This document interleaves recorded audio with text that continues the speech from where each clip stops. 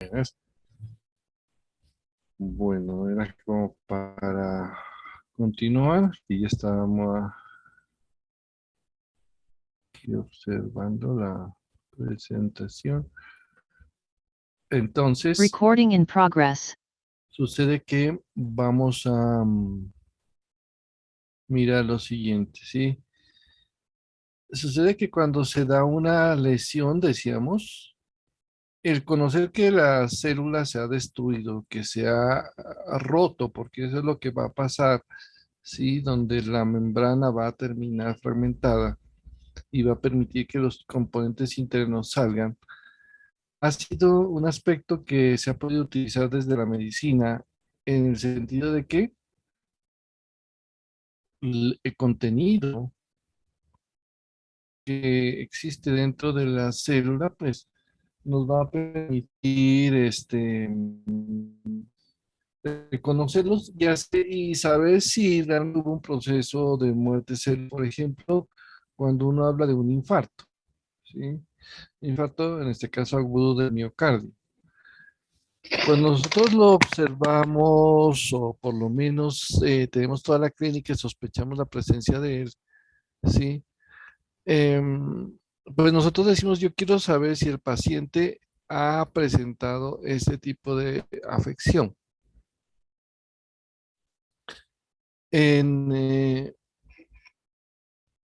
en tiempos anteriores se logró reconocer que la creatinquinasa, la CK, era una aquí la dicen como CPK o creatinfosfoquinasa o creatinquinasa. Sucede que en tiempos anteriores se decía que ella nos ayudaba mucho. ¿Por qué? Porque cuando se muere el tejido, el músculo estriado salía la CK, ¿sí? Pero el problema, ¿cuál era? No, pues si es músculo estriado, puede ser esquelético o puede ser cardíaco, ¿sí? Yo he colocado muchas veces este ejemplo. Le digo a un paciente, estaba haciendo ejercicio, ¿sí? Estaba ejercitando pectorales, estaba ejercitando el pectoral del lado izquierdo y le dio dolor en esa zona. No sabemos si fue o se le desgarró el músculo pectoral o del esfuerzo que hizo le dio un infarto. El dolor es casi la zona. Sí, van a haber algunas diferencias adicionales, pero tenemos que solo con el dolor. Entonces dicen, no, no sé qué se le dañó. O se le dañó el músculo cardíaco, estriado cardíaco o el estriado esquelético. En ese punto, pedirle una CK, ¿ayuda o no ayuda?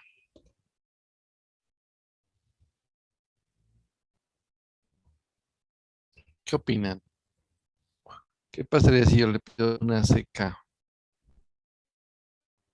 Una creatinasa, le digo, vamos a mirarlo en el laboratorio. ¿Qué nos puede decir Brian Rosero? ¿Sí me escucha? Perfecto. Sí, Pues, pues si pedimos un CK, pues este no sería específico como tal. Ya tendríamos que pedir el SKMB para que sea cardíaco, o si es MM, pues ya sería como el esquelético normal, músculo esquelético. sí, porque CK solo nos dice el músculo estriado, pero quedamos en las mismas. Porque yo Exacto. quedo pensando en que puede ser el pectoral, sí, el pectoral mayor o puede ser en este caso, ¿cómo es? El cardíaco. Pero como dice el compañero, pide el CKMB, la CKMB es específica para el músculo cardíaco y afortunadamente como ya se pudo pues reconocer y poderla trabajar, entonces ya con muchos ya los colegas ya las áreas saben solicitar y es algo importante dentro de este proceso, ¿no? De tener conocimiento de este tipo de elementos para poder conocer qué es lo que está sucediendo a nivel del corazón o del músculo. Así también, sí, les había dicho la fosfatasa alcalina, ¿dónde está?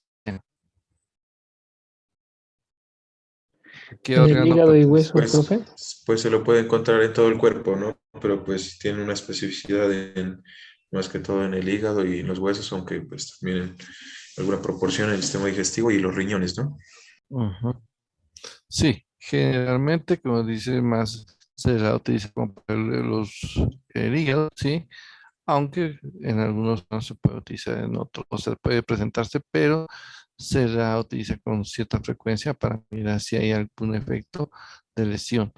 Por eso la amilasa pancreática, que el apellido pues entonces colocaba amilasa, pero pues uno sabe que cuando se está generando esta amilasa y si está muy alta y estamos hablando de la que es más específica, la pancreática, el paciente tiene pancreatitis.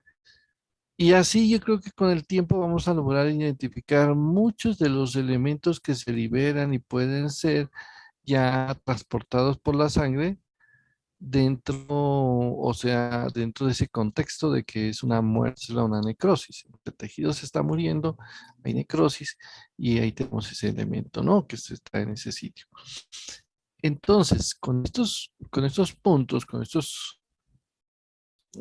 sí, con todos estos elementos, pues es importante ratificar que nosotros debemos de estar al tanto de que, miren, que una situación, un evento secundario a la muerte celular nos va a permitir dar mayor claridad de qué es lo que está sucediendo, o por lo menos ser específicos frente a qué tejido está siendo reconociéndose que se había muerto. Por decir algo, yo recuerdo cuando estaba haciendo el internado, no estaba ni en el internado, yo estaba creo que en sexto semestre, en el séptimo semestre, y llegó un paciente que estaba con bastante dolor abdominal. Y cuando uno dice abdomen, sí, uy, pero es que el dolor abdominal puede ser por muchos órganos que ahí están, ¿sí? Entonces, nuestra gran duda era qué órgano está generando el dolor. Puede ser una gastritis, puede ser una úlcera perforada, puede ser un cálculo en la vesícula, puede ser un desgarro a esa zona, o sea, hay varios eventos que podrían generar dolor allí, ¿sí? Y de- se acompañaba el paciente, tenía uno de los síntomas que presentan los pacientes que tienen estas lesiones, es mucho vómito. Bueno, entonces al final se le hizo una prueba de amilasas y las amilasas salieron bastante altas, las amilasas pancreáticas. ¿Eso qué nos dice? No, el que está dañado es, o el que está lesionado, el que se está necrosando es el páncreas y ahí cambia totalmente la estrategia de tratamiento, ¿no? Entonces, aquí también es como para hacer ese llamado de que nosotros en el capítulo anterior, en las unidades anteriores, nos hemos, se puede decir como enfatizado en que tenemos que pedir una muestra, con esa muestra podemos sacar algunos resultados y patología nos va a decir qué sucedió, ¿sí? Pues les comento que van a haber muchas situaciones clínicas en las que no vamos a tener que recurrir a patología. Pues en última, en algunos momentos, uno dice, no, pues, entonces, ¿para qué patología? No, pues, ojalá pudiéramos tener la oportunidad, la rapidez o para conocer estos elementos, estas situaciones, ¿no? Pero a veces patología siempre tarda en procesar los tejidos y puede perder mucho tiempo. ¿Sí? Entonces, por decir, si yo sospecho que es pancreatitis y digo, no, pues venga, le tomo una muestra de páncreas y ahorita esperemos que en 3 días venga el resultado de patología. Pues no cabe eso. Venga, yo creo que es un infarto, pero venga, le tomo una biopsia del corazón y vengas en 3 días y le decimos si es infarto o no. Tampoco, ¿cierto? Yo le puedo decir si el paciente, si usted tuvo dolor precordial, le voy a confirmar si usted sufrió un infarto en ese momento, ¿sí? Logró sobrevivir, pero no sabemos si el dolor que tuvo fue de infarto. Pues tomémosle la muestra y veamos si en la sangre aparecen estas enzimas, ¿sí? Y así podríamos, les doy pautas de cómo podemos utilizar esto, ¿no? Ahora les muestro en una tabla dentro de una lesión celular un poco más, sí, de daño, de infarto, cómo se podía ver eso. Y, igual lo trabajaremos dentro de infarto. Eso, o bueno, cuando veamos infarto específicamente, pues lo comentaremos más. Y bueno, y los cambios a nivel de los daños a este nivel, ¿sí? O sea, recuerden, hay dos fenómenos, hay dos mecanismos, la desnaturalización proteica y la digestión enzimática. Entonces, ya les voy a comentar algunos elementos, pero miremos un poquito algunos eventos que pueden también producir lesión. Por ejemplo, los radicales libres. De alguna forma ya hemos visto, ¿no? Algo de esto. Pero miren que son productos inestables de proteínas, lípidos y carbohidratos. Estos continuamente los estamos trabajando, los estamos metabolizando en nuestro cuerpo. Por lo tanto, ¿qué sucede con estos elementos? Son tan cotidianos que nosotros lo que vemos en ellos es que suelen, o sea, suelen o se están formando en todo momento radicales, ¿sí? Porque si son productos inestables. ¿En nuestro cuerpo se están metabolizando proteínas? Sí. ¿Lípidos? ¿Carbohidratos? Sí. Entonces, estos productos de ese metabolismo están surgiendo. Entonces uno dice, bueno, primero que todo es una situación que no la podemos eliminar, se está dando. Sí, son algunos productos que por ahí es, como por decirlo en términos más coloquiales, como unas basuritas que están quedando, pero que en el fondo químicamente están generando problemas, ¿sí? Que tienen ya sea una acción, como dice, lesiva, ya puede ser de forma biológica o de forma química. Algunas situaciones que también provocan que estos radicales libres se generen, pues la radiación ultravioleta, algunos metabolitos externos, las reacciones de óxido de reducción, las reacciones con metales de transición, óxido nítrico. O sea, son algunos de los eventos que suelen llevar a que se puedan producir estos tipos de productos inestables, ¿sí? Ahora veamos algunos de los daños que ellos pueden provocar. Por decirlo, este no es un daño muy severo, ¿no? Peroxidación de lípidos. No hablo de peroxidación de lípidos. Estamos hablando de que es una situación en la cual nos, pues, nos está mencionando, se está, como dice aquí, afectando o se está dando la membrana, ¿sí? Pero, bueno, digámoslo así, este proceso, de alguna manera, y todos los procesos para radicales libres tienen algunos, como ustedes leen acá, unas formas de protección, ¿sí? Se pueden estar peroxidando, se puede estar afectando la membrana, pero en los mecanismos que tenemos que nos protegen generalmente tratan de neutralizar o estabilizar y esto no genera daños pues muy marcados, pero bajo ciertas condiciones ya les voy a comentar. Entonces, la peroxidación de lípidos pues, sería una forma que afectaría las células, pero también ellas se pueden proteger y de pronto renovar esos lípidos. Lo mismo que de pronto la modificación de la oxidación, que al final pues terminaría afectando también la parte de la producción energética. Pero cuando dice hay una lesión en el ADN, aunque es la última, recuerden que es como una especie de niveles, primero esto, después esto otro y finalmente el ADN. Sí, o sea, como que van quemando etapas. Entonces, el ADN pues sería como el último que se afecta, porque estas lesiones del ADN suelen ser, a pesar de que existen mecanismos para lograr controlarlas, para lograr estabilizarlas, pueden llevar a situaciones en las que ya se pierde ese evento y puede hacerse lesiones tan severas que generen mutaciones y se puedan transformar en células anormales. Aunque, como ustedes lo leen aquí, hay unos mecanismos de protección, ¿sí?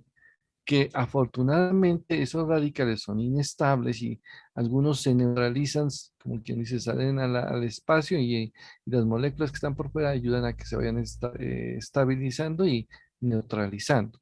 Así también como algunos elementos antioxidantes, algunos derivados de hierro y cobre también lo hacen, algunas enzimas. O sea, son elementos que producen daño, pero que se tiene como controlarlos. ¿Por qué insisto tanto en mencionarlo y parecía que estuviera dando vueltas sobre lo mismo? Es por lo siguiente, sucede que normalmente se están produciendo, ya lo dijimos. Nuestro cuerpo neutraliza y genera un equilibrio, la balanza queda equilibrada, se producen y los eliminamos. Hasta ahí, todo bien, a pesar de que de pronto pudieron haber desestabilizado, pero al final todo termina otra vez eh, regulándose, estabilizándose, equilibrándose. ¿Cuál es el gran problema? Es que nosotros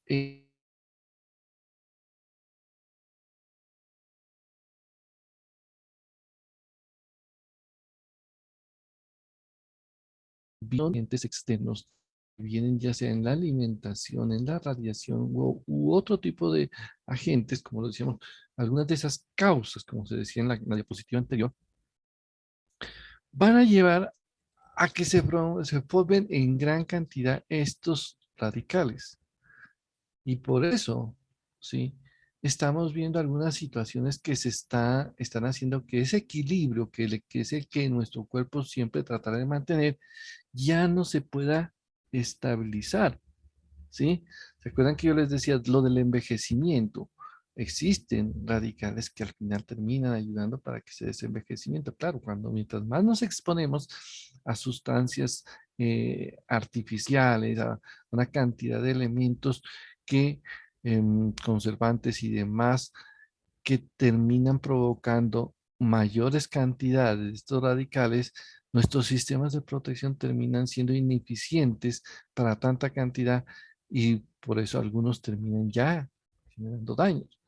Cuando usted habla de ese envejecimiento, les decía, una persona que ha estado como más expuesta a un medio más natural, se envejece un poco menos que la persona que ha estado muy expuesta a una cantidad de agentes que pueden y están llevando a muchos daños a través de este tipo de radicales. Entonces, ese es uno de los eventos que nosotros queremos evitar y especialmente este, porque de aquí nos estamos dando cuenta y no va a ser extraño, mejor dicho, ya no es extraño, lo estamos viendo, sí, como yo les he dicho, yo trabajo con la línea de cáncer a nivel departamental. Y cuando nos reunimos, ya sea de nivel departamental, a nivel nacional o incluso internacional, nos estamos dando cuenta que las lesiones tumorales se están presentando en pacientes más jóvenes. Yo sí, pero ¿por qué? Si antes los jóvenes eran como estaban más protegidos, es que ahora se están exponiendo a muchos más elementos que hacen que se esté lesionando mucho más fácil ese ADN. ¿Sí? Desde las radiaciones. Muchas veces yo les he dicho que aunque todavía existen algunas dudas, siguen trabajando en ello, pero la exposición, por lo menos a la radiación electromagnética que tenemos ahora, no es tan ligera. Ahora es bastante marcada, ¿sí?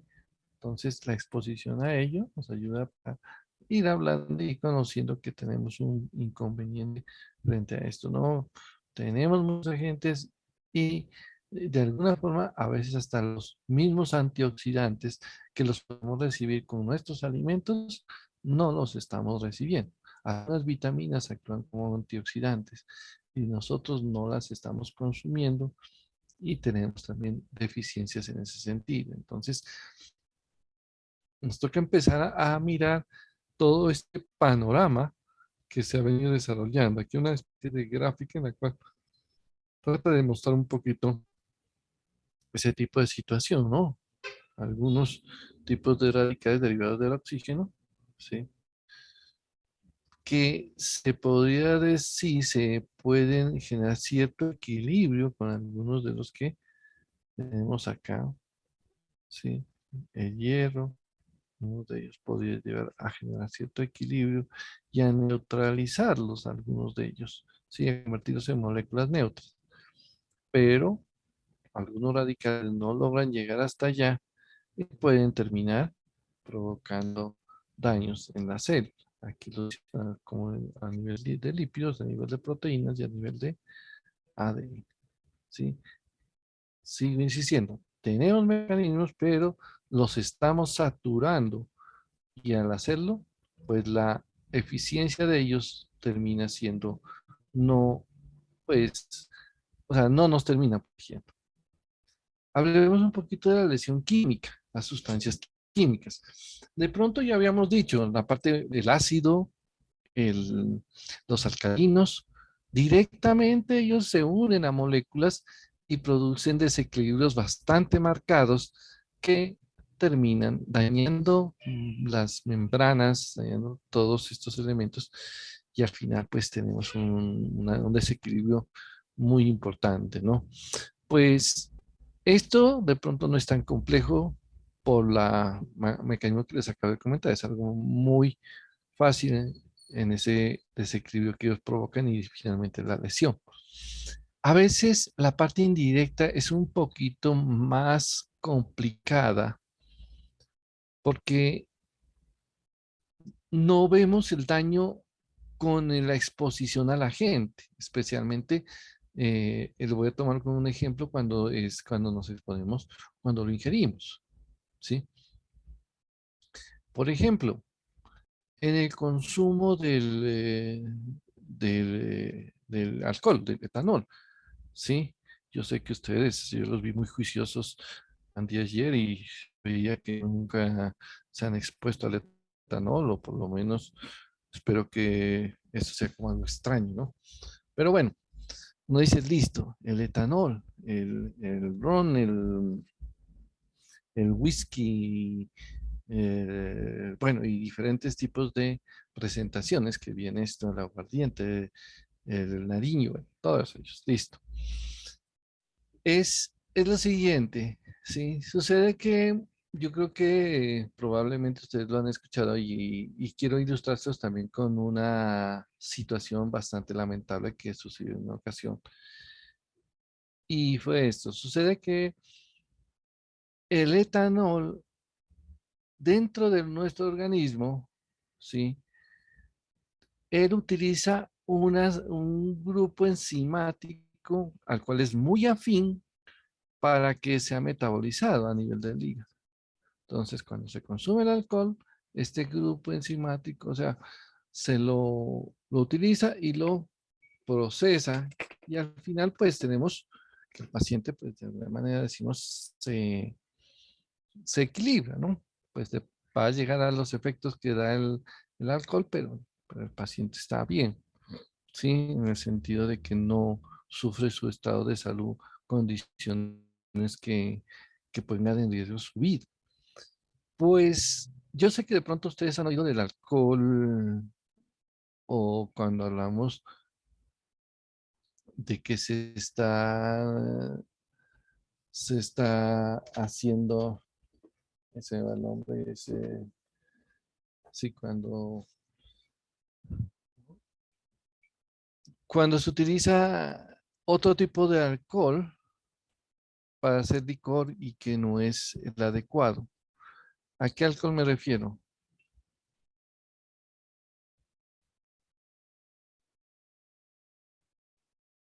Al adulterado, tal vez. Exactamente, cuando es adulterado, ¿qué tiene? ¿Qué tipo de alcohol? Ese es metílico. Ajá, metílico, ¿sí? No es el etílico, sino el metílico. Entonces, cuando uno habla del metílico, ¿sí? Eh, Uno dice, bueno, es alcohol. Y si de pronto lo prueban, espero que nunca lo prueben, ¿sí? Estén muy juiciosos y no se vayan de pronto a tener esa exposición, porque no, O sea, los efectos son bastante marcados y ya les voy a comentar algunos de ellos. Entonces, el alcohol metílico tiene afinidad por el mismo sistema, ¿sí? Por las mismas enzimas como hace el etílico. Pero el etílico es mucho más afín, ¿sí? Es el que tiene la prelación si se expone los dos. O sea, si se expone a los dos alcoholes, el hígado va a preferir o va a utilizar su sistema solo con el etílico. Al metílico le dice, espere que yo metabolice el etílico y después ya lo puedo metabolizar a usted. Pero si la persona solo consume metílico, entonces, como quien dice, no, pues el hígado dice, no, pues ya como no hay más, pues hacemos el metílico. Pero al metabolizarse, por eso es lo que hicimos, los metabolitos que surgen de estas conversiones, de este procesamiento interno, terminan llevando a generar elementos agresivos, lesivos. Por ejemplo, si yo les comento, y probablemente ustedes dirán, no, pues eso sí lo conozco, ya sea, no necesitaron ir a conocer a Mauricio y todo y toda la oficina de Mauricio con todos los muertos que manejan en anfiteatro, ¿sí? Uno dice, pues talco está en formol. Yo creo que incluso ahí hay una piscina que está llena de formol. Sí, uno dice, bueno, está llena de formol. Y cuando nos exponemos al formol, pues sentimos ese malestar. Si uno ya de lejos se le acerca porque sabe todo el malestar. Entonces, ¿se imagina si esa sustancia la tuviéramos dentro de nuestra circulación, si tomáramos un poco de eso? Pues realmente cuando nuestro cuerpo recibe el alcohol metílico y el hígado lo transforma, va a convertir en metabolitos tan tóxicos como el mismo formol. Internamente estaríamos casi, como se dice, consumiendo ese tipo de sustancia.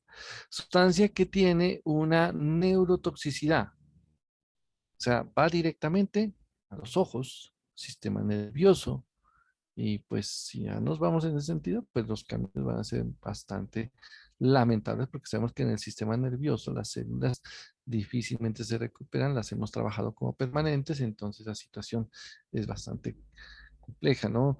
Entonces, miren, en una historia que yo conocí y fue real, era la siguiente, ¿sí?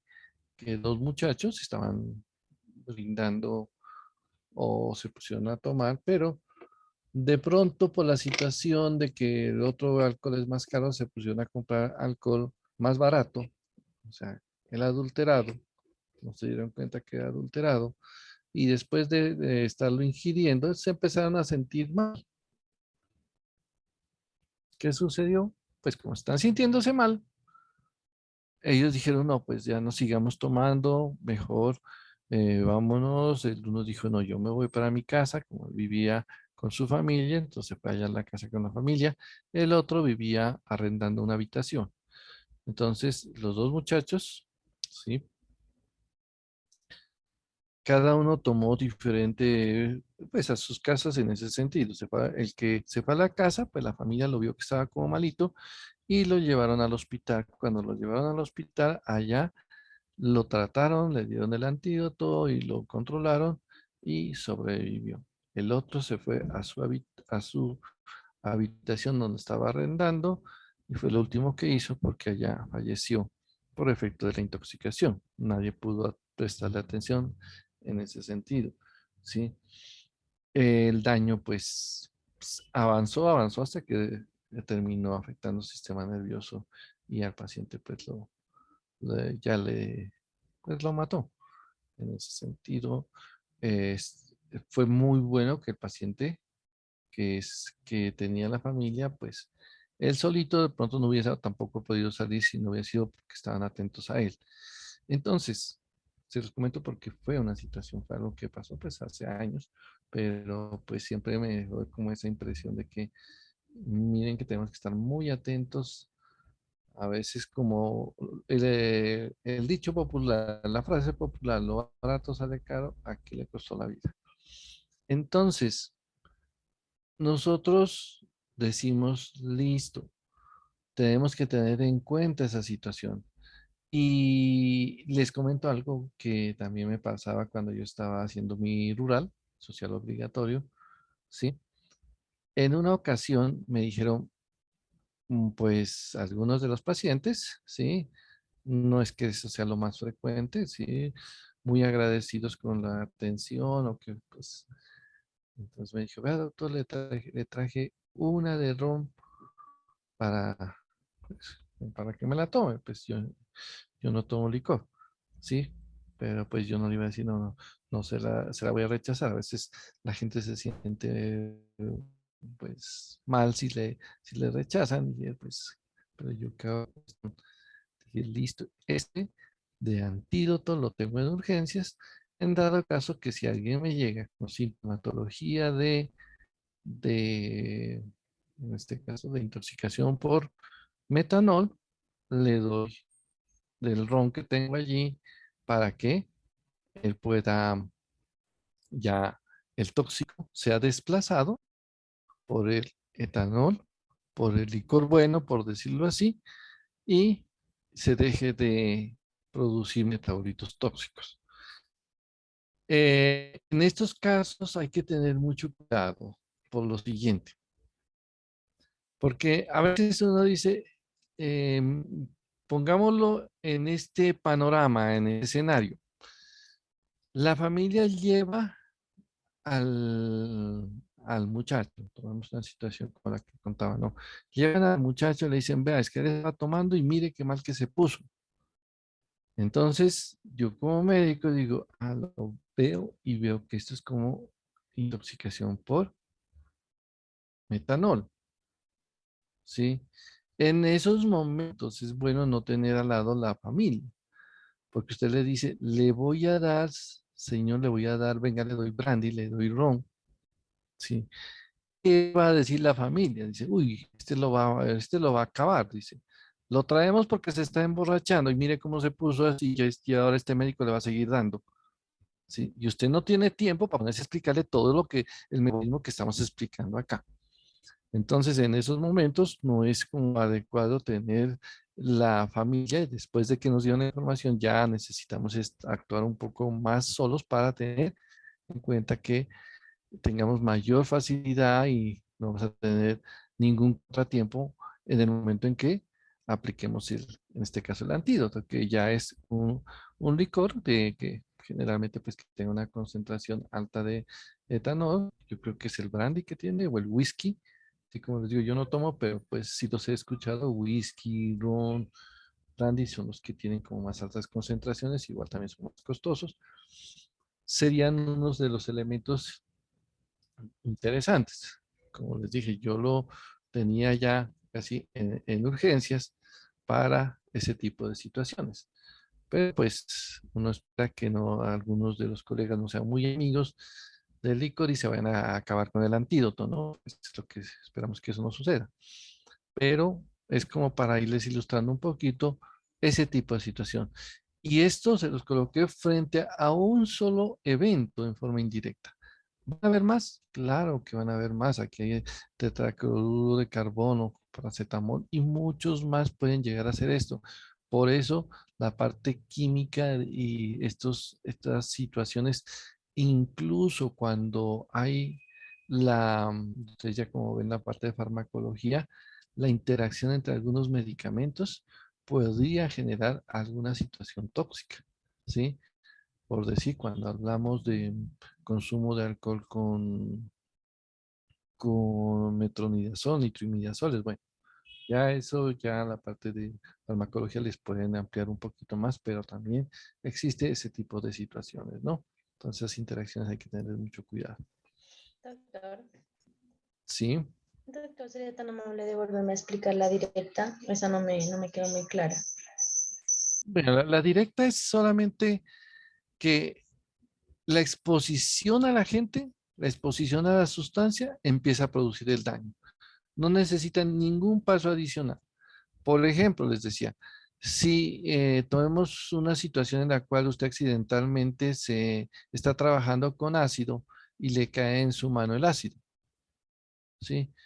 Inmediatamente empieza a hacer contacto, ya empieza a hacer el daño directo, en este caso, todos los radicales y los hidrogeniones van a empezar a hacer sus efectos, el desequilibrio y pues el daño que se puede provocar, ya sea por tomar los dos ejemplos, si es un ácido o un álcalis como los más frecuentes, o si usted dice, yo creo que todos hemos tenido la oportunidad de ver la soda cáustica, la que se utiliza para lavar o para limpiar drenaje, ¿sí? Pero uno dice, si en algún momento, en una ocasión estábamos haciendo una limpieza de unos drenajes, ¿sí? Pero ya estaba disuelta, ¿sí? O sea, ya casi se puede decir, había poca cantidad de eso, estaba muy disuelta en agua, o era limpiando, lavando eso,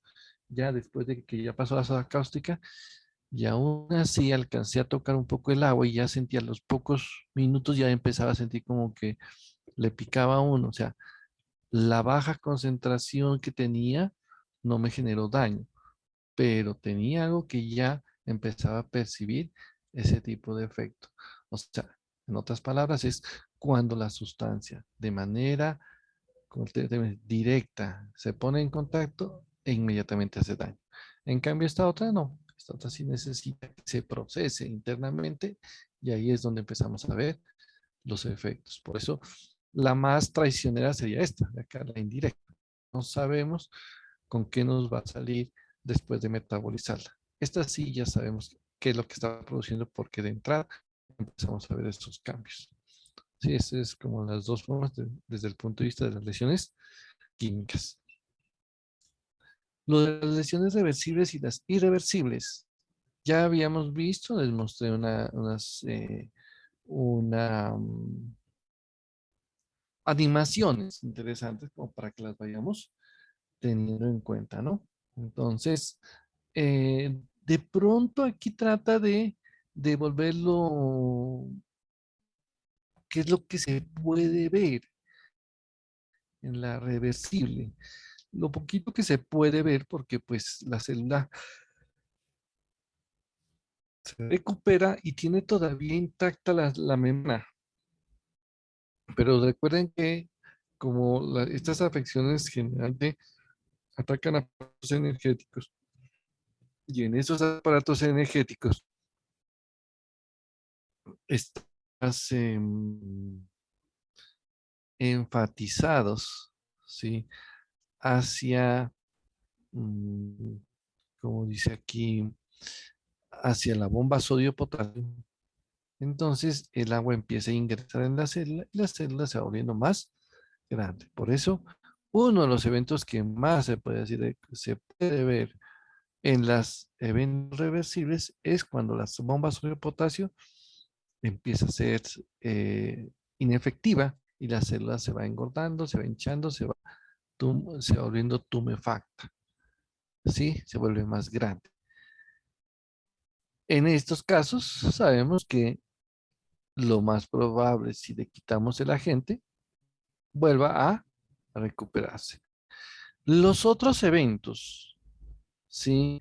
Que se pueden de alguna manera observar, de pronto algunos desprendimientos de algunos ribosomas, algunos cambios en algunos retículos endoplásmicos, pues son cosas que se ven, pero con microscopía electrónica, no se alcanza a ver acá, ¿sí? Porque de alguna manera la célula tiene un chance aún de recuperarse, ¿sí? Afortunadamente, esto suele ser como con cierta frecuencia se está dando, lo que pasa es que no lo estamos percibiendo, pero nuestras células están siempre tratando de superar eso o se adaptan, o si es muy grave el estímulo, pues de pronto tratan de sobrevivir un poco sin que el estímulo, hasta que el estímulo no llegue a ser y a provocar una lesión irreversible. Cuando es irreversible, ahí sí la situación empieza a volverse más visible desde el punto de vista de que los cambios son más marcados y ya se podían ver, aunque algunas de estas cosas, por ejemplo, la vascularización mitocondrial no es que sea algo que se pueda ver como por microscopía de luz, pero daría más efectos, ya más daños sobre la producción de energía, la lesión de las membranas, los lisosomas ya están abiertos, están digiriendo, sí, haciendo digestión de las diferentes organelas, ¿sí? Entonces se empiezan a mirar algunos de estos elementos que son parte de esa parte irreversible y que ahorita lo vamos a mirar frente a lo que nosotros conocemos como es la verdadera necrosis, ¿sí? En últimas, y aunque el término necrosis lo hemos utilizado desde que empezamos a hablar de este tema, se dice que hablar de necrosis hace relacionar a que se vuelve más visible, lo que morfológicamente está generando la célula, esos cambios de la muerte que está generando la célula, que son reconocibles, a eso es lo que se llama necrosis, cuando se trata de manejar el término un poquito más, digamos, más ajustado a lo que quiere representar, ¿sí? Entonces, la célula muerta se ve así. De pronto lo hemos empezado a trabajar ese término, incluso desde que la célula empieza a recibir el agresor, cuando va en la parte reversible y la parte irreversible, ¿sí? La vamos a seguir manejando así, ¿sí? Pero puede que en algún momento usted se encuentre en alguno de los textos de referencia, dice, no, que necrosis es solo el proceso morfológico que vemos. Les digo, no vayamos a equivocar frente a ese concepto, ¿sí? Que queremos ser un poquito más amplios, diciendo todo esto, si no se controla, termina ya en la necrosis. Y por eso lo hemos contado desde algunos cambios que son como más sutiles y que de pronto se manejan y quedan en el nivel de reversible. Aquí muestran algunos de esos elementos que habíamos comentado, ¿sí? Que aunque no son tan severos, la célula, miren que insisten mucho los autores y creo y espero que no se les vaya a perder ese concepto, ¿sí? Mire, él dice es normal la de acá arriba. Y uno dice, y veamos la de la mitad. Si yo digo, yo no alcanzo a ver lo demás, de pronto veo el núcleo, pero de entrada, miren el tamaño. Se volvió más grande, ¿sí? Entonces, algunas deformidades en el citoplasma, los BLEB, la edematización, algunos cambios a nivel nucleares o a nivel de los lisosomas pueden estarse viendo edematización, pero recuerden que todo esto hasta cierto momento solo tendrá o podría llegar hasta la reversibilidad. Si pasamos ese límite, ya la situación empieza a dañar mucho más las estructuras internas, se liberan las enzimas, hay digestión, hay daños que aunque no nos muestran muy grandes, pero defectos dentro de la membrana, ¿sí? Salida de las enzimas, el núcleo se vuelve más oscuro, pero porque se compacta y finalmente se rompe y tiende a desaparecer. Sí, eso como les decía, ya lo habíamos visto, solamente es como para recordar un poco esa situación. Entonces, hablemos un poquito de esa necrosis que les venía comentando, ¿sí? Por eso miren, termino como lo comenta aquí, es ese evento, ¿no? Que se manifiesta secundario a la muerte de los tejidos. Si o sea, el tejido ya está muerto, es necrosis. Pero queremos, insisto, tomarlo desde incluso de procesos más, sí, más tempranos del desarrollo del mismo. Aquí volvemos a retomar esto de naturalización de las proteínas y la digestión enzimática. Entonces, vamos a hablar un poco de esto. Y frente a ello, quiero hacer lo siguiente, ¿sí? Es una especie de tabla en la que logremos colocar algunos de estos componentes y que nos sirvan para mostrar algunos elementos. No sé si aquí me quedó bien o no me queda bien. Entonces, aquí quiero dibujarle las líneas, pero aquí, o sea, que por aquí me la aceptas. No, no la quiero aceptar como yo. Pero, entonces,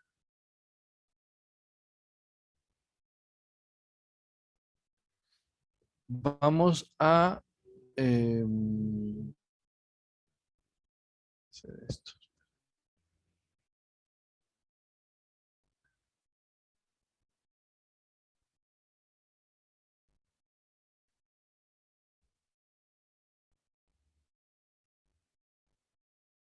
Mm,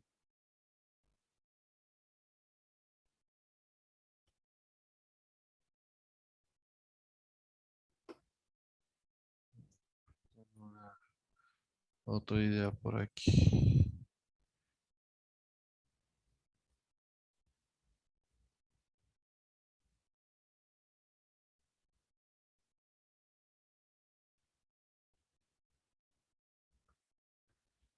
Entonces, a ver, como que quedó mejor así.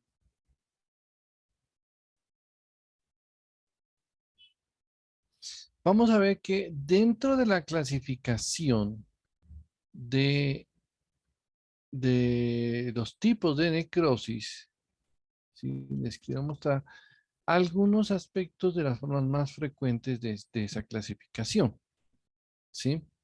Entonces, aquí quiero que, primero que todo, veamos las líneas. Yo quiero ver que todas estas líneas, aquí me las logra pintar en, sí, entonces,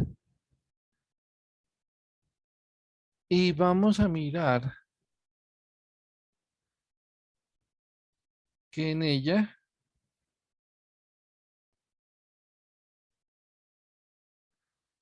es que estas líneas, ¿sí? Entonces, aquí en la parte de acá arriba, vamos a colocar, como se dice, lo que consideramos como los tipos de necrosis.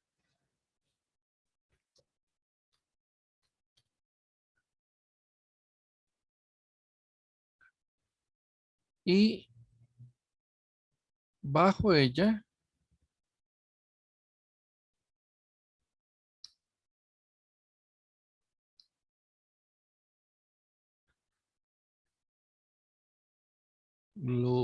¿qué se puede decir? Mecanismos y características. ¿Sí? Entonces, sobre la parte de arriba, vamos a colocar los tipos. Y en la parte de abajo, vamos a colocar, ¿sí? Vamos esta línea de aquí, aquí como diagonal para hacer esta diferenciación. ¿Sí? Entonces, listo, ahí hacemos esa situación. Entonces, los tipos de necrosis los vamos a mencionar con necrosis de tipo, miren el término, coagulativa, necrosis licuefactiva, necrosis grasa, necrosis gaseosa. Listo. Son los tipos de necrosis en las cuales uno podía más o menos dar una especie de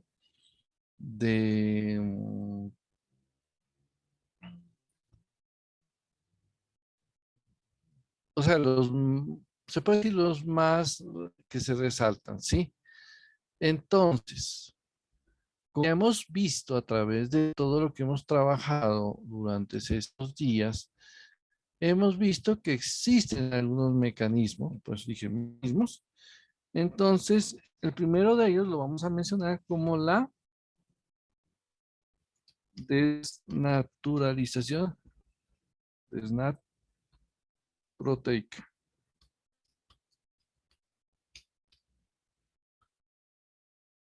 El de acá vamos a colocar la digestión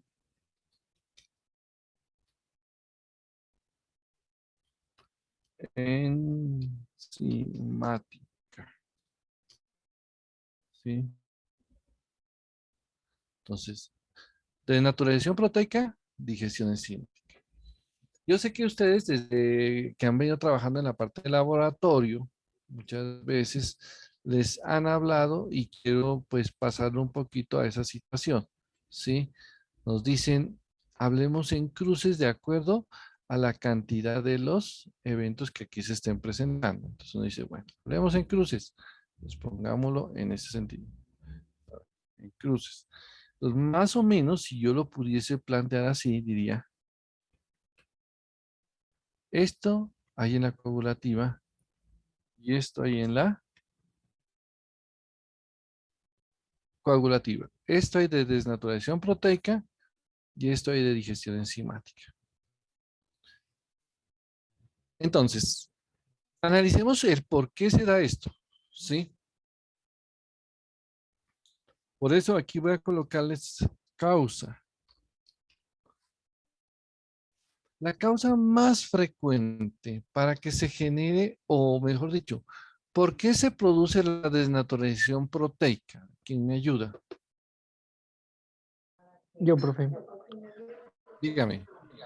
Cambios que alteran o el pH o la temperatura. Sí, más que todo el pH y temperatura pueden causar estas afecciones. ¿Cierto? El pH. Vamos por lo que usted me acaba de decir. ¿Y qué pH es el que se está generando para llevar a la desnaturalización de las proteínas?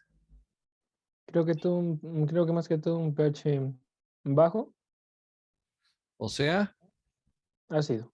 Ácido. exactamente, ácido. ¿Sí? A ver, ¿quién más nos ayuda? A ver, vamos a ver qué nos dice Dubán Carpio.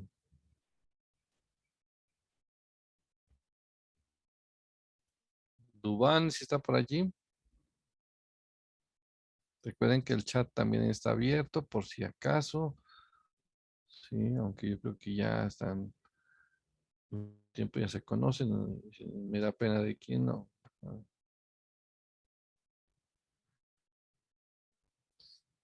Bueno, nos va a escribir en el chat. O si quiere poner el micrófono, también lo escuchamos. ¿Qué tipo de ácido es el que está generándose? Que suele de producir la desnaturalización proteica. Dubán.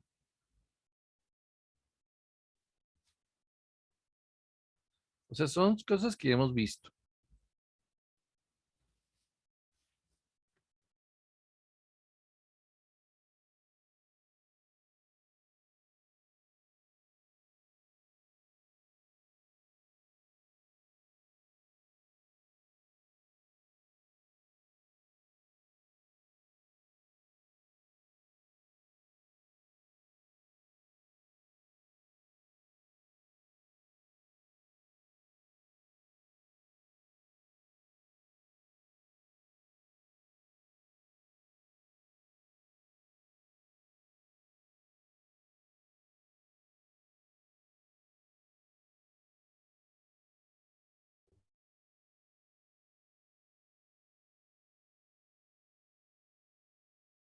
Recording stopped.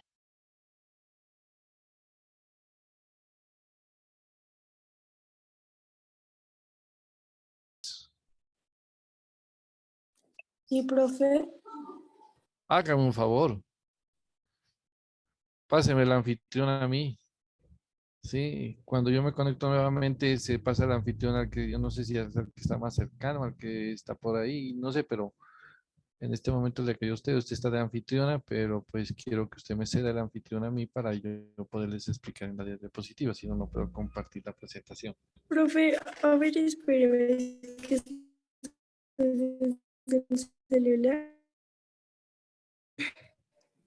Entonces, usted mire sobre eso y hay como que le da esa opción. Hay que echarle un poquito para ver cómo es que se hace ese Sí, DDC. asignar y altura.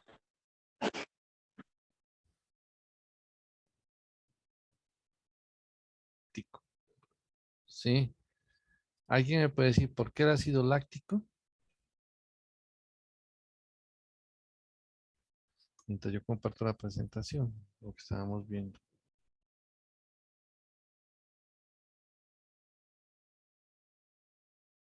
Muy bien, ¿sí? Acuérdense que cuando tenemos esa situación, tenemos ese evento, nos toca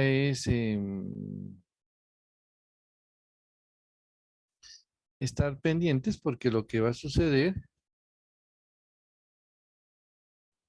es que hay hay poca producción de energía y va a tratar de producir energía sin oxígeno.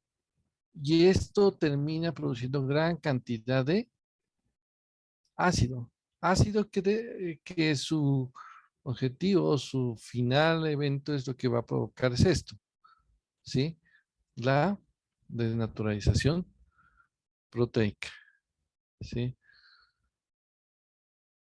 Así que todavía no sé si voy a intentar grabar porque lo que grabé hace un rato lo está pasando ahorita. No sé. Recording in progress. Ah, bueno, lo tomo también. Entonces, la causa más frecuente de esta necrosis coagulativa será ¿cuál? Entonces,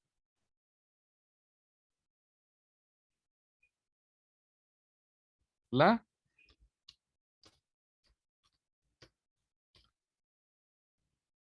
o anoxia. De acuerdo, pues al dejar tejido. A la baja de oxígeno, hipoxia o anoxia, siempre es esta la causa, ¿no? Pero siempre también recordar que mientras se estén dando este tipo de eventos, se están generando a la vez los dos eventos que son ya sea la desnaturalización o la digestión enzimática, ¿sí? Pero es muy notoria la presencia de la desnaturalización, aunque la digestión enzimática es muy poquita, pero se está dando en ese tipo de evento, ¿no? Entonces podemos decir la causa es, en este caso, la baja de oxígeno, ¿sí?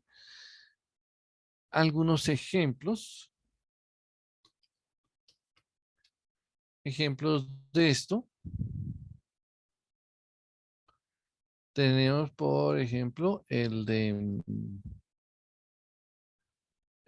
infarto agudo del miocardio.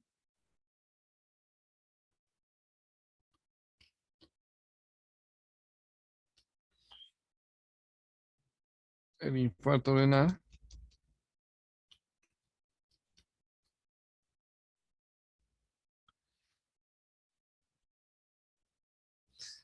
Miremos algunas características que se podría decir de los elementos, de los eventos algo morfológicos de esto, ¿sí? Digamos,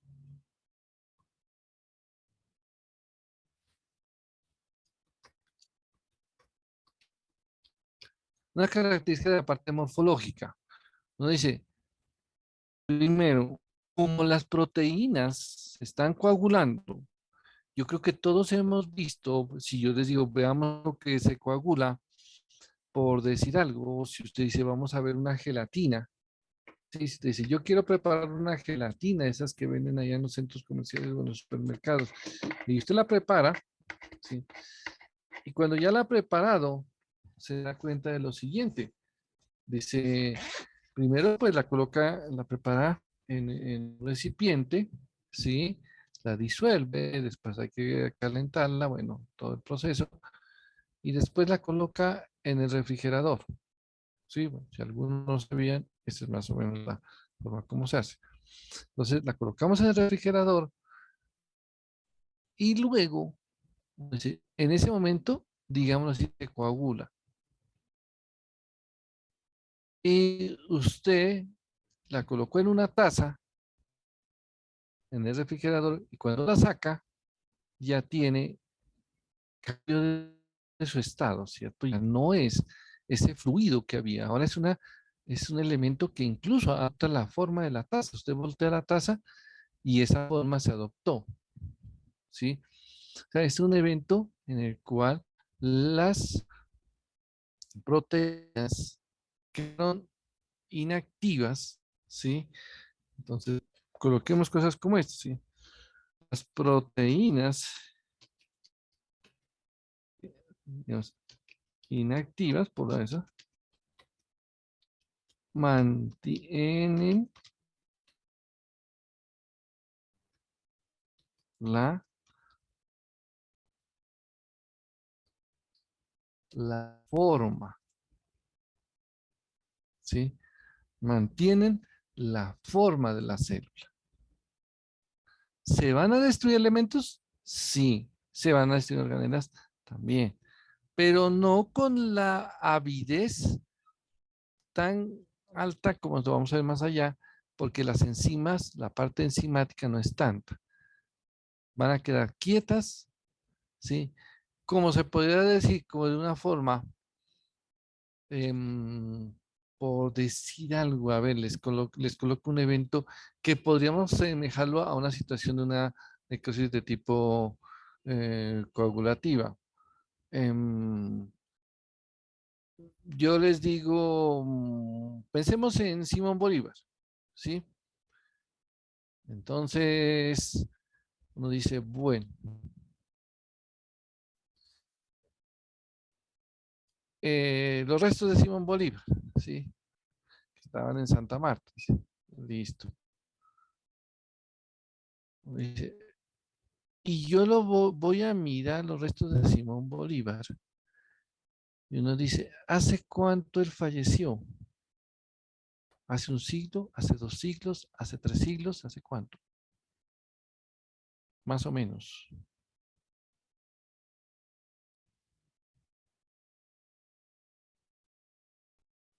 ¿Cierto? Casi, sí, un siglo, casi 2 siglos, porque como fue por allá 17, casi 2 siglos, ¿cierto? Entonces dice, vamos a verlo, son 200 años, más o menos. Usted dice, vamos a ver esos restos. ¿Y qué le entregan a usted? Que dicen, ve, aquí están los restos. ¿Y usted qué ve, Bolívar? Le ve la nariz, le ve los ojos, le ve el mentón, le ve. Yo creo que es ni los huesos, ya con tanto tiempo, ya es casi pulverizado, ¿sí? Y yo le digo, ahora sí, vámonos al Egipto, al faraón Tutankamón, 3000 años de muerto.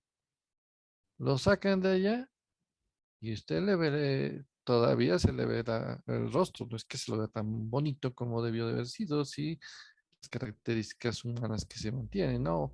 Ya está deformada, todo eso.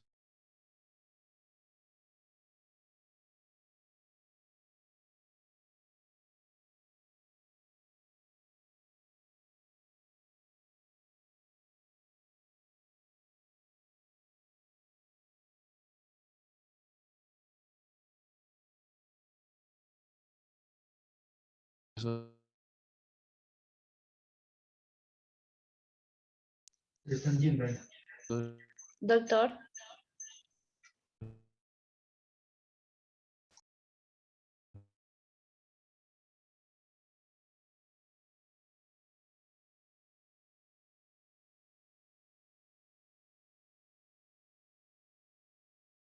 Recording stopped.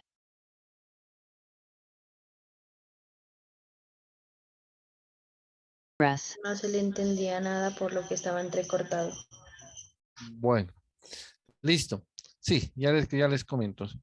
Entonces decíamos que en el efecto de las dos situaciones, del faraón y de Bolívar, uno dice, la parte coagulativa se parece como si fuera el faraón, como que es una momificación, se mantuvo la forma, ¿sí?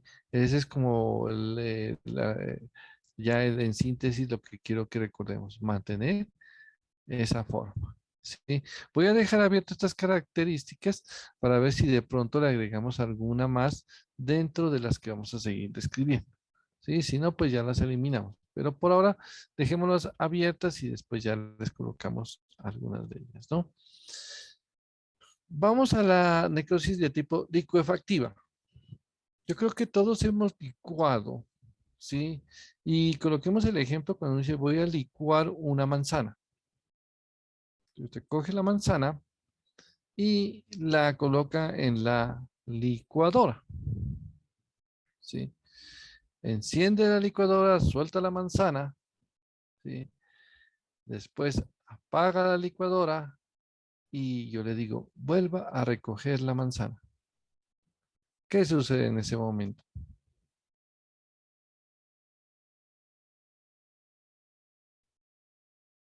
¿Usted la puede tomar la manzana?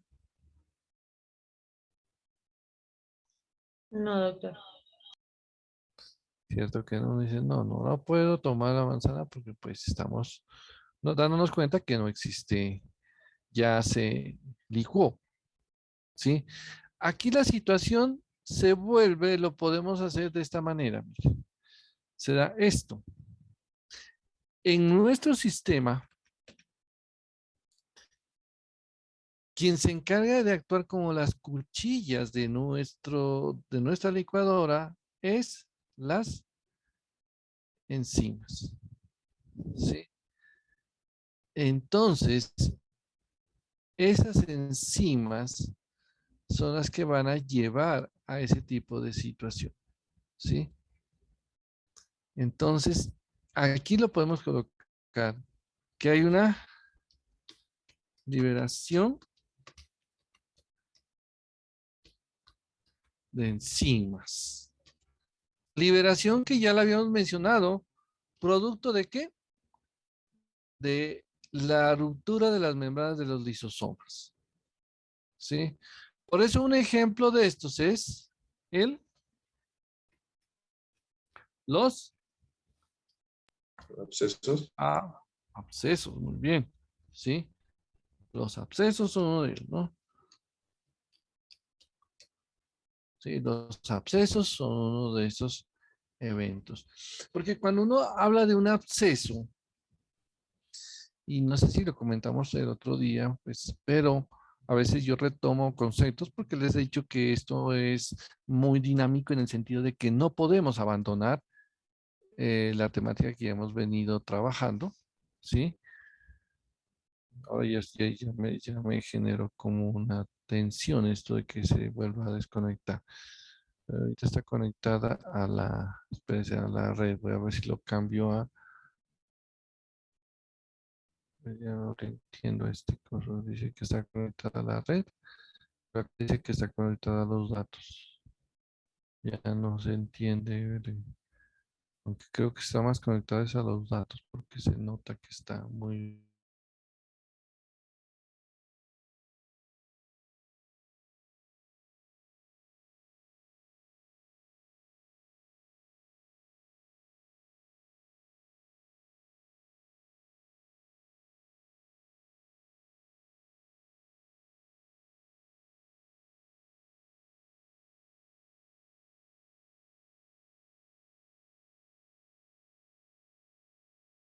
muy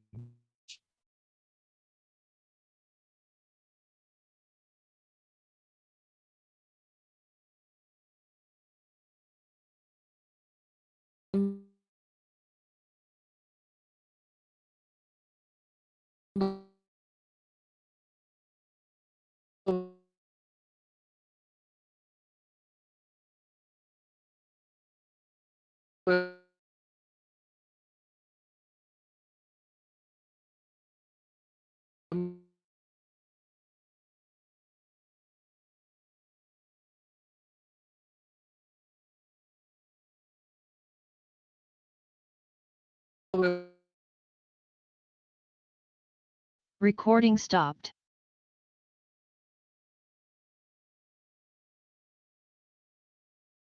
Sí, doctor, ya le hago el vidrio. Listo, gracias. Bueno, mientras el compañero le hace el cambio, que ya lo hizo, en este momento les decía que estábamos hablando, compartamos nuevamente la presentación. ¿Sí? Esperemos que no se vuelva otra vez a molestar, porque si no, nos toca volver, pero pues a ver. Pues ahí podemos seguir. Todavía nos queda bastante tiempo para seguir trabajando, ¿no? Entonces, estábamos hablando de que las infecciones, nos decía el compañero, es una de las causas más frecuentes que se están dando en esto, ¿sí? O sea, los abscesos generalmente son por infecciones.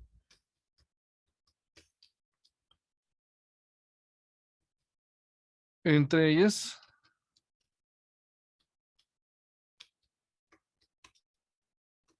digamos, la de las bacterias como la más frecuente, pues son infecciones, bacterias y otros, ¿no? Bueno. Entonces, aquí es donde quiero resaltar algunas cosas, ¿sí? Por ejemplo, usted dice, las bacterias empezaron a generar el proceso de tipo, Recording el in proceso, progress. las bacterias empezaron a generar esta respuesta, ¿sí? Nuestro cuerpo, ¿cómo reacciona? ¿Qué respuesta hace? Si hay una infección por bacterias. Las células de la defensa. Listo, la inflamación. ¿Qué células de la inflamación empiezan a tenerse allí? Los leucocitos. Muy bien, listo. Los leucocitos y en este caso los neutrófilos. ¿Qué quiere decir leucocito?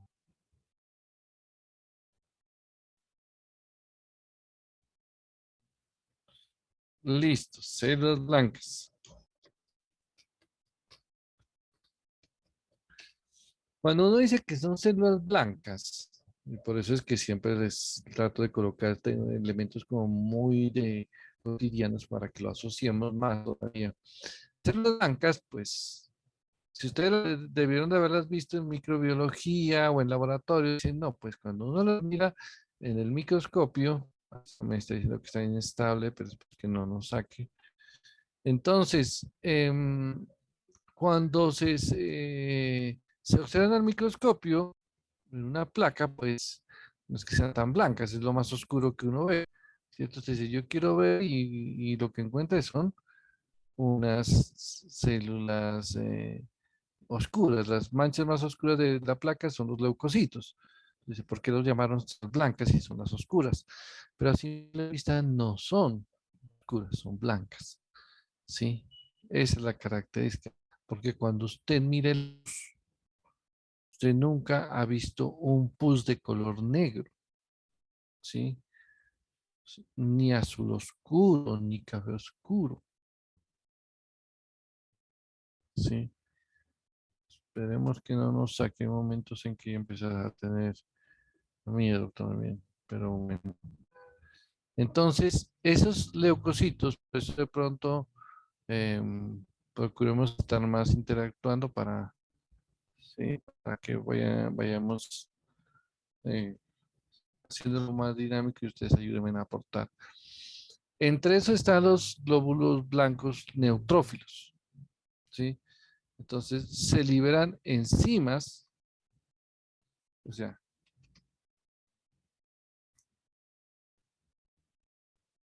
y producen, ¿qué producen esas enzimas?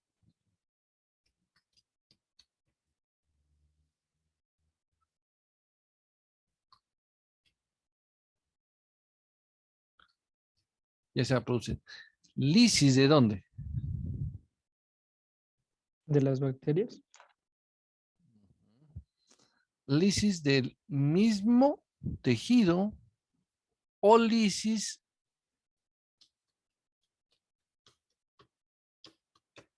o heterólisis, ¿sí?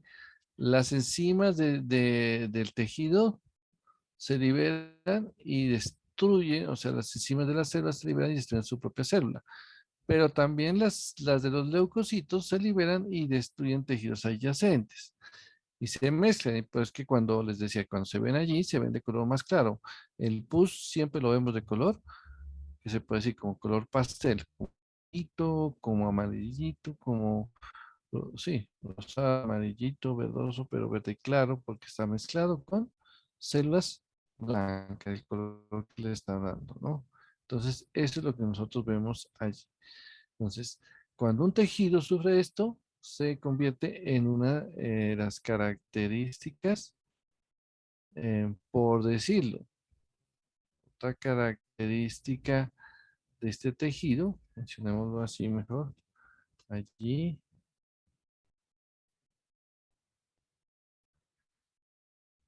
este tejido, acá es,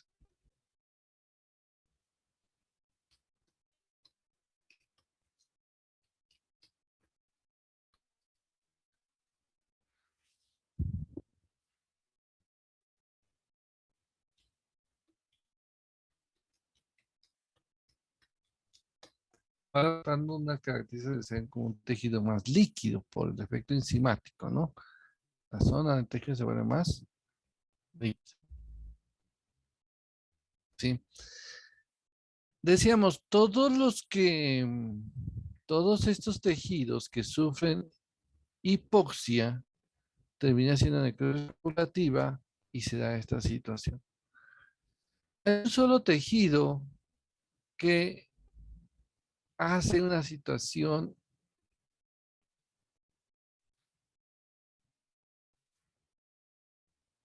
que quisiera como colocarlo aquí. Es esto. Es un evento que parece ser como extraño. Y pues a veces uno como que dice, eh, queda como entre las dos. ¿Por qué? El cerebro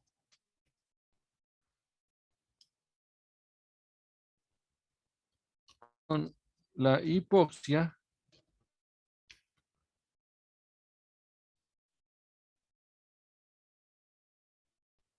produce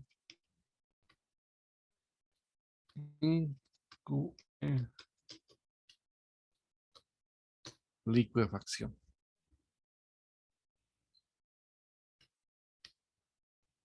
O sea, el cerebro cuando le falta el oxígeno termina provocando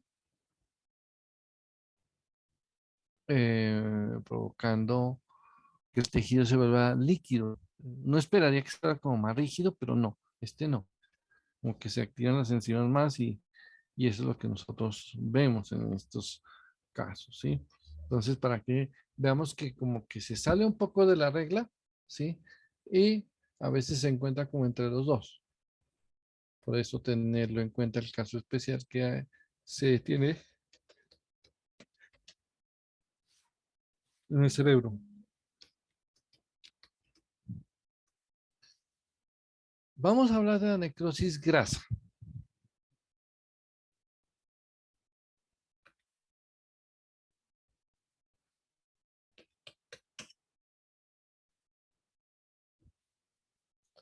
¿Qué opinan en esta situación?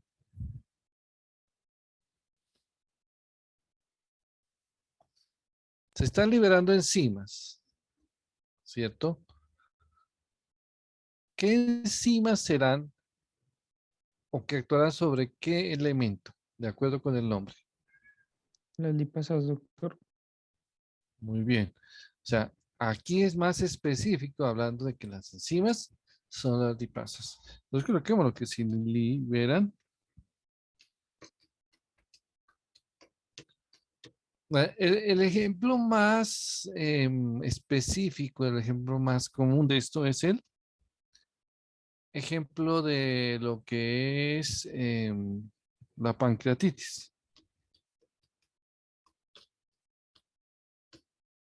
La pancreatitis es el ejemplo más representativo de esta situación. ¿Sí? Sabemos que dentro del páncreas, ya decíamos, hay amilasa pancreática, hay unas proteasas, ¿sí? Y también hay lipasas. Entonces, se liberan ellas. Al darse esa situación, esa liberación de ellas, ¿sí? Entonces, estas lipasas hacen una destrucción de toda la grasa. En los tejidos, mejor dicho, en los órganos internos nuestros, alrededor de ellos, es bastante llamativo que muchos de estos órganos, incluso si ustedes recuerdan, yo sé que ustedes han tenido más oportunidad que otros estudiantes de otras universidades aquí en Pasto, aquí en Nariño, porque en últimas sí, el anfiteatro que se tiene acá es un anfiteatro con cadáveres reales, ¿sí? Y de pronto es fácil ver algunas características allí. No sé si han cambiado en los últimos, pero hasta donde yo me di cuenta, los cadáveres son reales, ¿sí? Entonces, lo que decíamos es, ustedes han visto alrededor del corazón, hay tejido adiposo, hay grasa. Alrededor de los riñones hay grasa. Alrededor de los intestinos, en el mesenterio, hay grasa, ¿sí? En el mediastino, sí. Bueno, en varios sitios hay mucha grasa. Ya sabemos cómo se ve y alrededor del páncreas también la hay, ¿sí? Porque en última se convierte en un aporte, en una fuente de energía o de reserva energética para apoyar a los órganos en una situación de falta de energía. Entonces de ahí toman algo de esos, y pues bastante evidente si sucede a nivel de corazón o de riñón. Entonces, aquí la pancreatitis llega y se daña, se liberan lipasas y empieza a destruir la grasa. Pero las características que, pues, por decirlo de alguna forma, se comparten en el sentido que estamos mencionando acá. Por ejemplo, ¿qué decimos? ¿Sí? Decíamos, listo. Se liberan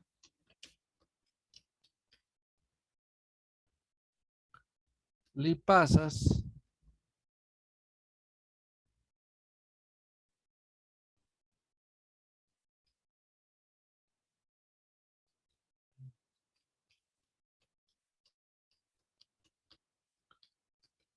que producen esa saponificación de las grasas, ¿sí? Otra cosa es que forman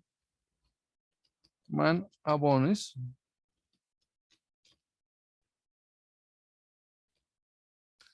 y algo que lo comentábamos cuando en las acumulaciones se forma esto.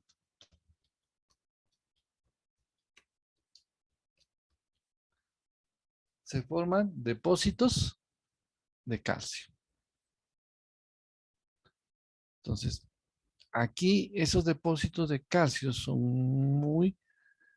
ya son más fáciles de reconocer, pues ya los hemos trabajado desde allá, decíamos, hay una calcificación que ya deben de estar reconociendo, que la calcificación, ¿cómo se llama esa calcificación? Si estamos hablando de inflamación, necrosis.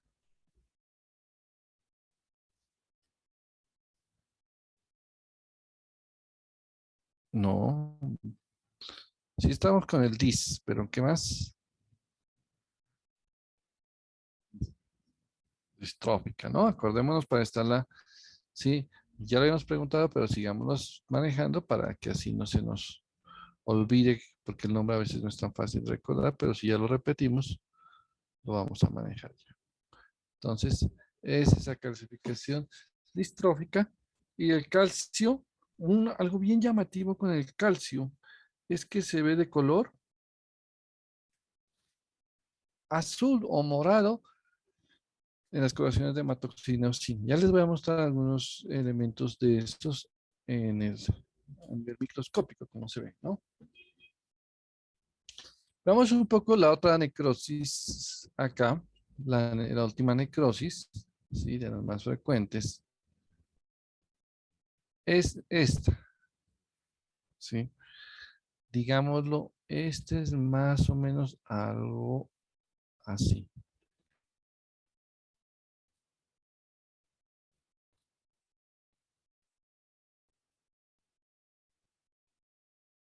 Digámoslo así, así.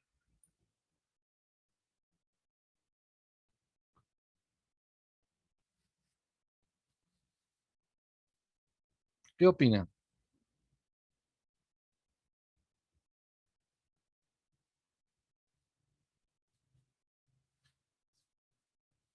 Comparado con los anteriores tipos de necrosis, ¿qué opinan de esta necrosis?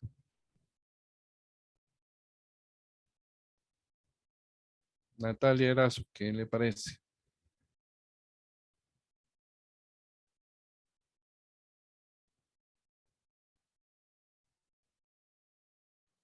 Profe, Sí.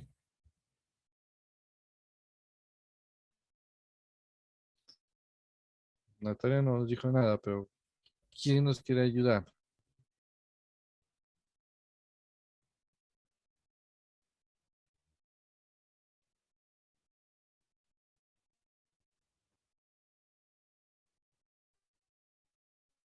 Creo que se puede dar por microorganismos la causa.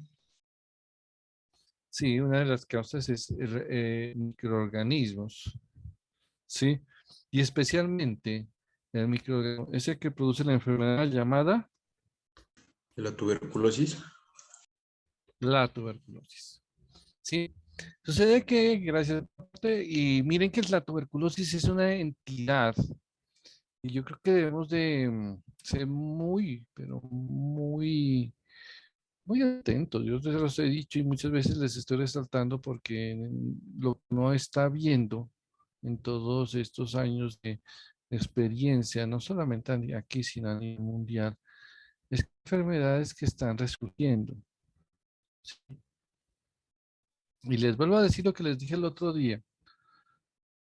A pesar de que nosotros ahora con un virus nos ha generado tantos inconvenientes, tantas situaciones, ¿sí?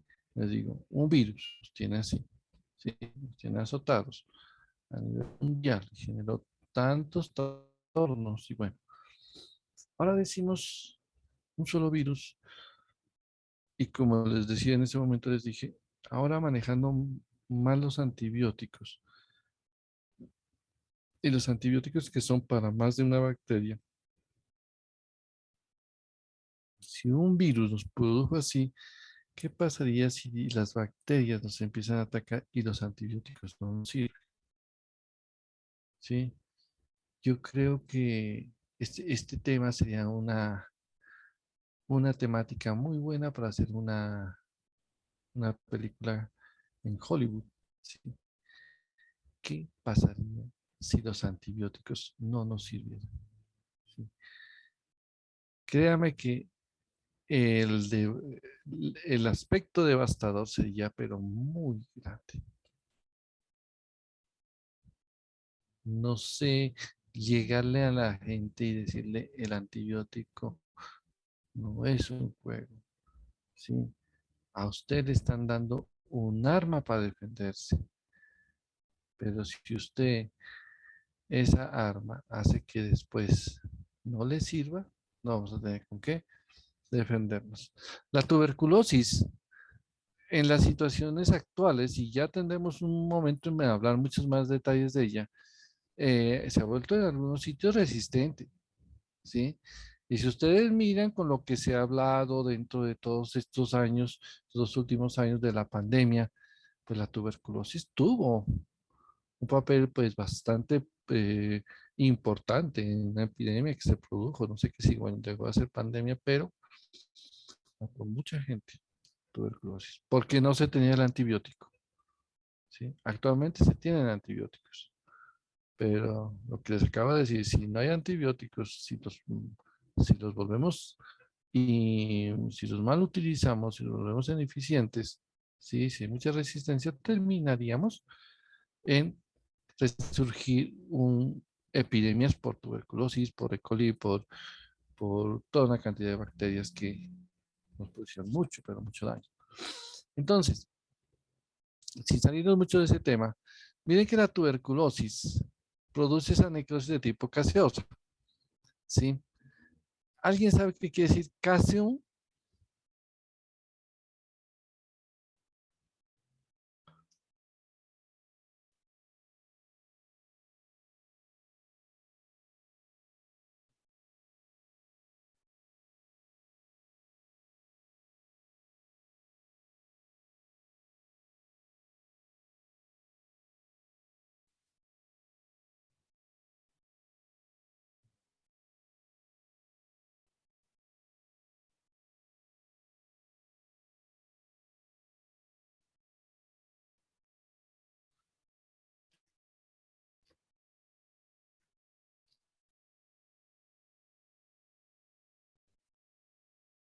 ¿Alguien sabe? Se está desconectando, aunque sea por... Una protuberancia, doctor.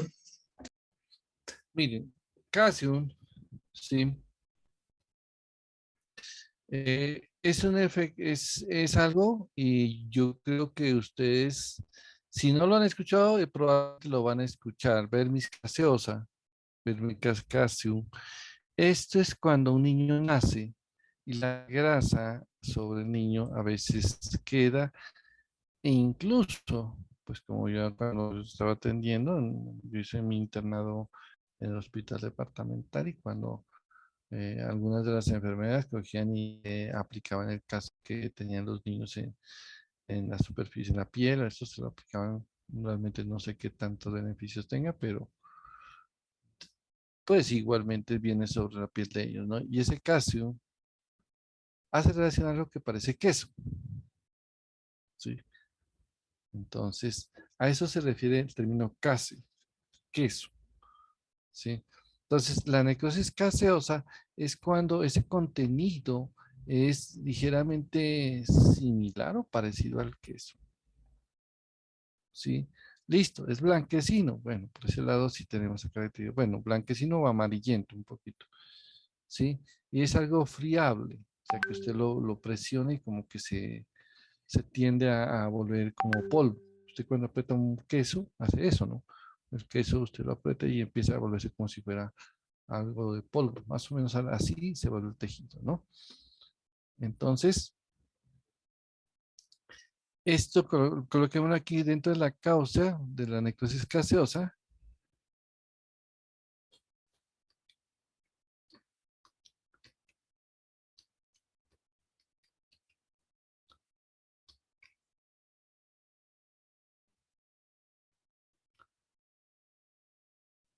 Digámoslo así, lo voy a colocar una reacción inflamatoria, pero especialmente un tipo de reacción inflamatoria que se llama, ya lo haremos más adelante, pero es una respuesta inflamatoria, granuloma, ¿sí?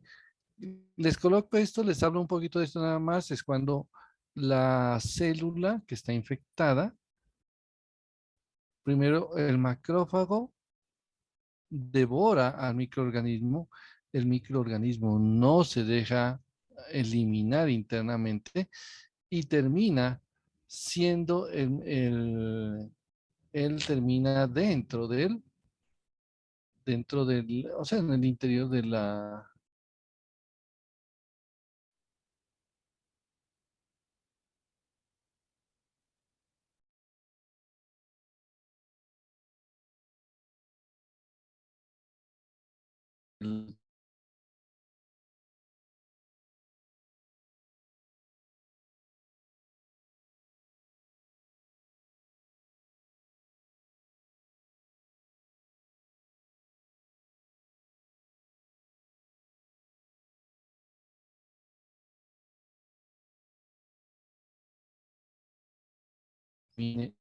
perdón, aquí creo que aquí tengo un error. Aquí lo que más predomina es disculpen que les haga borrar allí, ¿sí? La digestión enzimática no es tan alta. La que predomina es la desnaturalización proteica, ¿sí?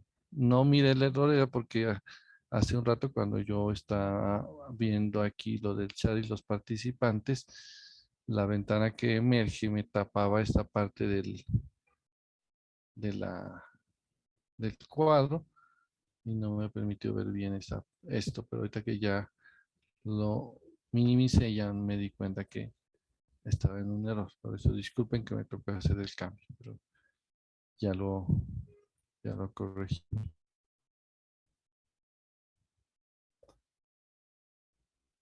A ver, Diana dice que no escuchó. ¿Y exactamente hasta dónde escuchó? Hasta cuando decía que en una célula infectada, el macrófago lo que hacía era devorar ese microorganismo. Hasta ahí le entendí. Listo. Sí, será eso. La célula infectada trata de evadir la respuesta inmune, ¿sí? Pero con el tiempo va a terminar dándose una respuesta un poquito más a largo plazo y con una reacción más compleja, ¿sí? Ya con los linfocitos a formar una estructura que se llama el granuloma, en donde ya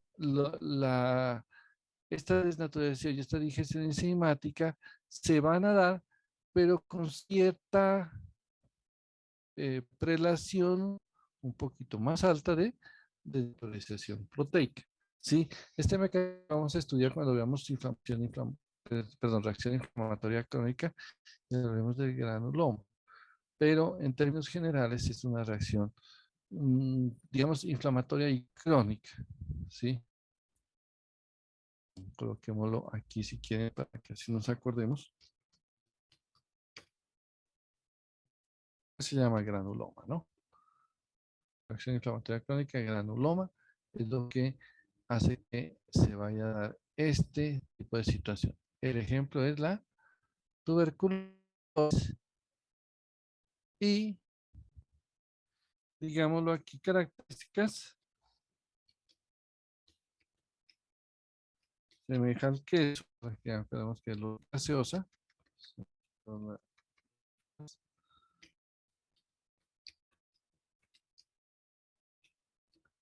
Semeja al queso en sus características, en su forma, en su aspecto, sabor, pero sí en los otros aspectos. ¿Sí? ¿Qué más podemos decir de esto?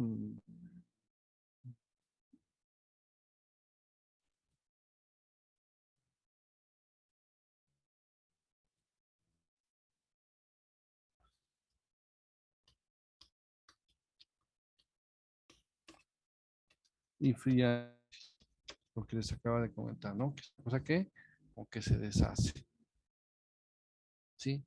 Es como las características de estos tipos de necrosis que ya comentarles. Pues en el momento no veo, sí, aquí no, voy a mirar aquí si de pronto hay alguna, pero no, no parece que se nos haya pasado algo de este resumen de lo que son estas necrosis. Por eso quiero eliminar esta parte. ¿Sí? Entonces, lo he querido dejar en este caso de esta forma es porque considero que aquí nos resume lo que vamos a ver enseguida a nivel gráfico. Sí, vamos a ver algunas gráficas, algunas fotos en donde nos va a tratar de mostrar un poquito esa situación, ¿no? Cómo es que se da ese evento. Sí. Entonces ahí tenemos esta característica.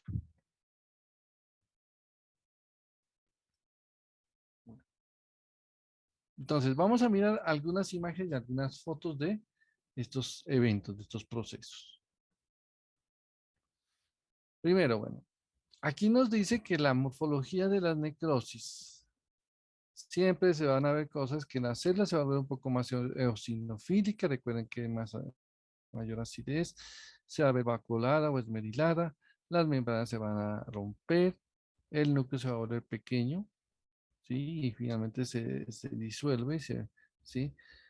Y aquí dice de aspecto disuelto, carioresis, autólisis, que ella misma se destruye, heterólisis, que la destruyen otras células, esto es cuando hablamos de la digestión enzimática, y la calcificación, que ya le hemos comentado más de una vez, que es de tipo distrófica.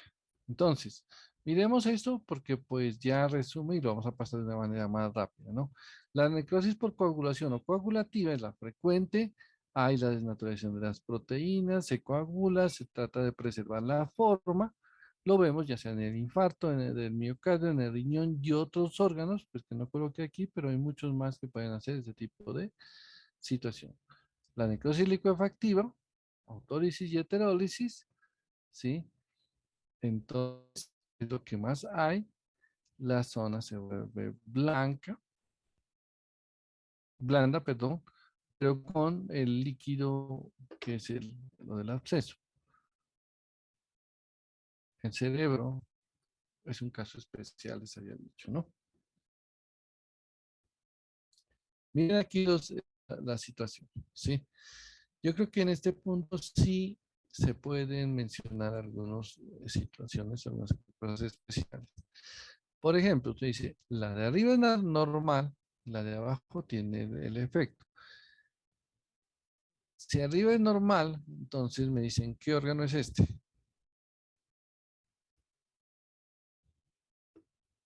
¿Qué nos dice Sebastián España? Sebastián España nos dice,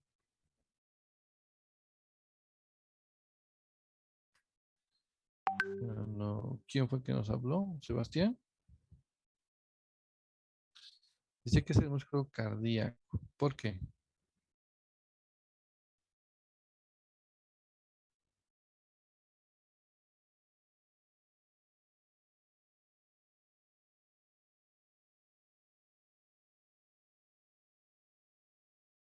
Sí, es músculo estriado, pero ¿por qué es cardíaco?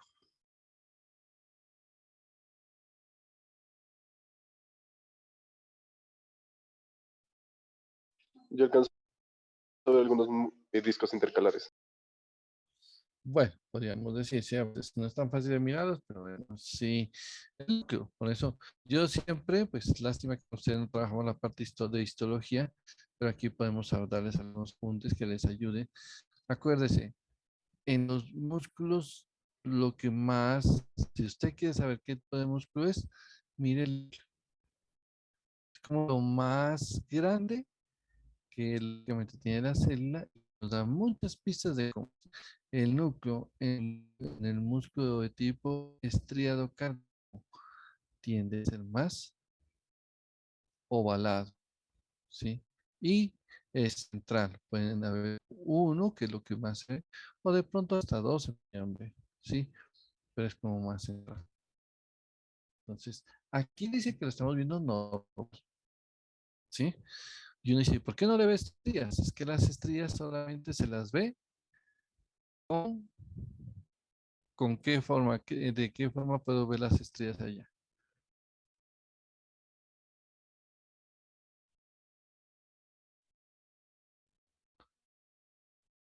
La luz polarizada vemos estrías aquí. Sí, porque a veces uno dice, no, yo quiero ver las estrías, yo quiero ver estrías. No, pues si quiere ver estrías, vaya a la playa, a la piscina, pero aquí puede ver fácilmente las estrías. Aquí solamente las va a ver con con una técnica que es con la luz polarizada las podrá ver. Como no las veo las estrías, entonces no me ayuda ese término. Si me toca mirar el núcleo. Y aquí lo para no confundirlo con el músculo. Otro músculo tiene el núcleo central. El liso. Exactamente. Pero el liso es más puntiagudo. ¿Sí? Y toca ver el entorno aquí. Bueno, listo. Este es el cardíaco. Y si ustedes miran un poco acá, ¿qué llama la atención de esta imagen de abajo? Daniela Legarda.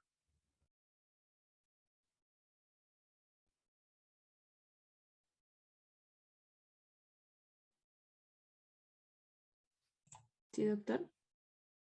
¿Qué llama la atención de esta?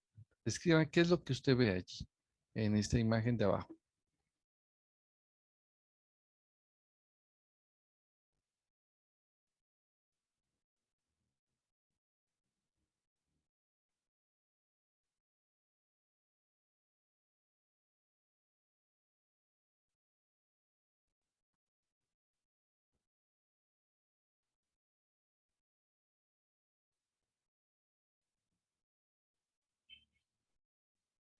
Alguien que entonces quiera complementar lo que dijo la compañera, Profe, dígame, ¿qué ve aquí? ¿O está igualito? presenta hipertrofia. Pues no hipertrofia, pero mire una cosa, miren las fibras. Pues tiene como más tejido fibroso, conectivo. ¿Quién más? ¿Quién más nos ayuda? Que pues las células ya no poseen su núcleo, sino que están pues en la periferia. Listo, los núcleos ya están. ¿Y en la periferia qué hay? Mire, yo les digo, esta es una célula, ¿sí? Incluso yo puedo tratar desde dibujar sobre esto algunas células. Digamos, a ver si esta cosa me ¿Ese no pinta. sería una reacción inflamatoria, profe? Exactamente. Ahí ya me parece muy buen aporte ese. Sí, vea, usted dice, esta es la célula.